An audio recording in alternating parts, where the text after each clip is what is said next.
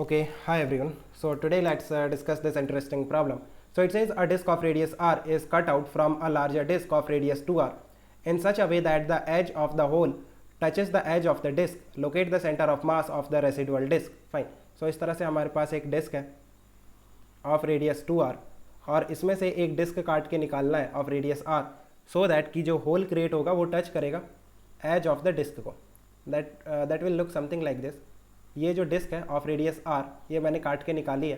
तो ये जो होल क्रिएट हो रहा है ना, ये होल क्रिएट हो रहा है वो टच कर रहा है एज ऑफ द डिस्क को. फाइन. सो देखो ये जो बचा हुआ पार्ट है जिसको मैं शेड कर रहा हूँ, राइट, इस पार्ट का सेंटर ऑफ मास कहाँ पे होगा ये हमें निकालना है. फाइन. सो देखो ये जो डिस्क है ये दो पार्ट में डिवाइड हो गई. एक तो ये बचा हुआ पार्ट, लेट्स से ये पार्ट 1 है, और ये जो डिस्क है जो आपने ने काट के निकाली है, लेट्स से ये पार्ट 2 है. This is your part 2. Fine. So part 1 का सेंटर ऑफ मास हमें निकालना है. फाइन. सो आप देखो अगर मैं इस तरह से एक एक्स एक्सिस ड्रॉ करता हूँ, ये मेरी एक्स एक्सिस है, राइट, जो कि पास होती है सेंटर ऑफ द डिस्क, जो बड़ा वाला डिस्क था 2r उसके सेंटर से, और जो डिस्क हमने काट के निकाली है उसके सेंटर से, दोनों से पास होती है ये एक्स एक्सिस. फाइन. सो आप देखो जो पार्ट 1 है वो सिमेट्रिक है अबाउट एक्स एक्सिस, और पार्ट 2 है वो भी सिमेट्रिक है अबाउट एक्स एक्सिस. पार्ट 2 तो दिख रहा है क्योंकि जो एक्स एक्सिस है वो उसके एक डायमीटर भी है, राइट. अब पार्ट 1 को देखो, पार्ट 1 भी सिमेट्रिक है क्योंकि जो ऊपर वाला पार्ट है, let me draw it again. आप देखो जो पार्ट 1 है वो कुछ इस तरह से है, राइट, और ये आपकी एक्स एक्सिस है. सो जो ऊपर वाला पार्ट है ना वो मिरर इमेज है नीचे वाले पार्ट का. So therefore we can say कि जो पार्ट 1 है that is symmetric about X axis. So इसका जो सेंटर ऑफ मास होगा, पार्ट 1 का सेंटर ऑफ मास जो कि हमें निकालना है, वो कहाँ पर होगा? एक्स एक्सिस में ही होगा. लेट्स एज्यूम कि उसका एक्स कोऑर्डिनेट कुछ x1 है. x1 is the x coordinate of centre of mass of part 1.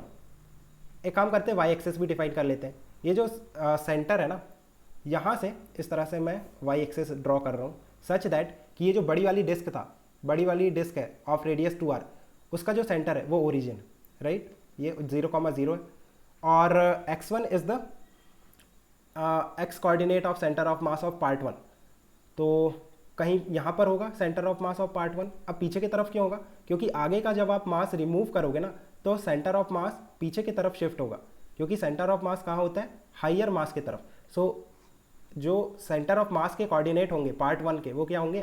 x1, 0, और x1 क्या होगा? नेगेटिव होगा. You can see x1 will be negative. Anyway x1 अपने आप नेगेटिव आ जाएगा. You don't have to bother about that. Sign अपने आप नेगेटिव आ जाएगा. फाइन. अब पार्ट 1 का एक्स जो सेंटर ऑफ मास है उसके कोऑर्डिनेट हमें पता है x1, 0. जो पार्ट 2 है उसके सेंटर ऑफ मास के कोऑर्डिनेट निकाल सकते हो. उसका सेंटर ऑफ मास कहाँ पे होगा? उसके सेंटर पे. पार्ट 2 तो एक डिस्क है ना, डिस्क का सेंटर ऑफ मास उसके सेंटर पे होता है. और ये देखो इस तरह से हमने डिफाइन किया था, यहाँ पे 0,0 था, राइट, ये ओरिजिन था. सो इसके सेंटर ऑफ मास का कोऑर्डिनेट होगा, पार्ट 2 के सेंटर ऑफ मास के कोऑर्डिनेट होंगे r, 0. एक्स कोऑर्डिनेट कितना है? r, और y कोऑर्डिनेट 0 है. अब पार्ट 1 और पार्ट 2 का कंबाइंड सेंटर ऑफ मास कहाँ है? अगर मैं पार्ट 1 और पार्ट 2 को कंबाइन कर दूं, दोनों को कंबाइन करने पे पूरा डिस्क बन जाएगा, और पूरे डिस्क का सेंटर ऑफ मास कहाँ पर होता है? उसके सेंटर पे. जब आप पार्ट 1 और पार्ट 2 को मिला दोगे तो एक डिस्क बन जाएगा, पूरा डिस्क ऑफ रेडियस 2r, और उसका सेंटर ऑफ मास कहाँ पर है? ओरिजिन पे, राइट. सो आप देखो what you know that centre of mass of part 1 plus part 2 that is 0,0 है ना. सो वैसे हम x कोऑर्डिनेट की बात करते हैं क्योंकि y कोऑर्डिनेट तो तीनों के 0 है. x कोऑर्डिनेट की बात करते हैं.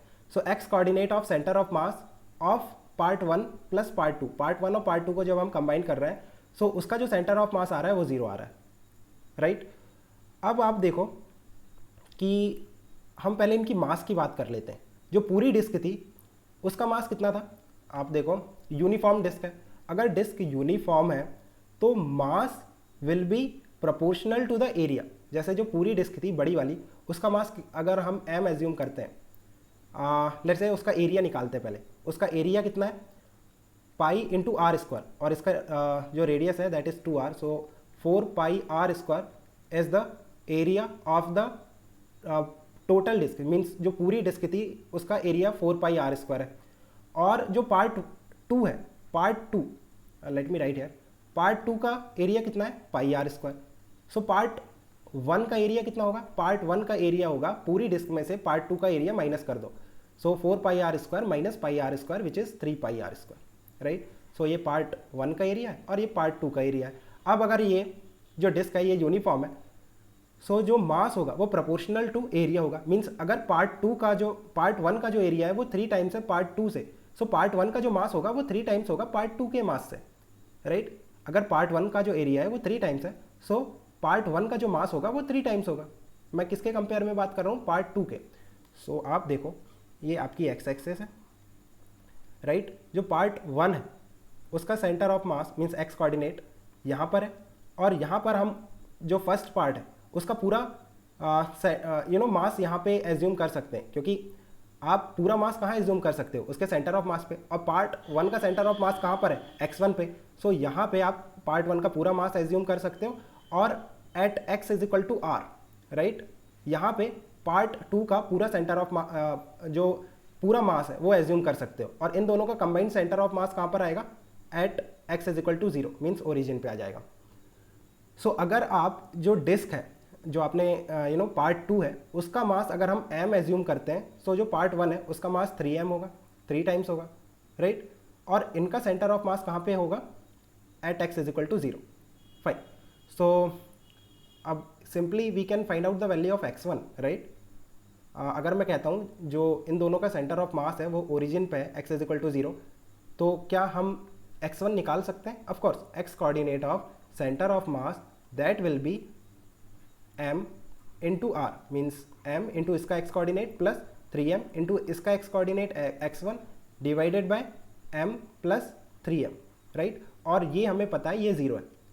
सो यहाँ से देखो mr plus 3mr, 3m into x1 that is equal to 0, so x1 will be minus of mr divided by 3m, so m cancel हो रहा है, राइट। सो कितना आ रहा है ये, minus r by 3। So x1 is equal to minus r by 3। So कहाँ पर है centre of mass of part 1, जो पार्ट 1 है, राइट, उसका जो सेंटर ऑफ मास आ रहा है ना, ये देखो पार्ट 1 इस तरह से था, जो बचा हुआ डिस्क था जिसका हमें बचा हुआ पार्ट था उसका जिसका सेंटर ऑफ मास हमें निकालना था, तो डिस्क के सेंटर से at a distance of r by 3 पीछे की तरफ माइनस r बाई 3 आ रहा है। मीन्स यहाँ पे 0 था, राइट, x एक्सेस का 0 था, और माइनस r बाई 3 मीन्स पीछे की तरफ, right. So at a distance of r by 3 in the backward direction, जहाँ से आपने ये जो डिस्क काट के निकालना है उससे पीछे की तरफ, right. So by the way इस इस क्वेश्चन को नेगेटिव मास के कंसेप्ट से भी करते हैं, but I don't prefer that because mass is always positive, right. But कई जगह पे आपको मिलेगा नेगेटिव मास का concept. So anyway, let me know if you still have any confusion in this method. We can discuss further. Okay guys, keep working hard. Best of luck. Bye.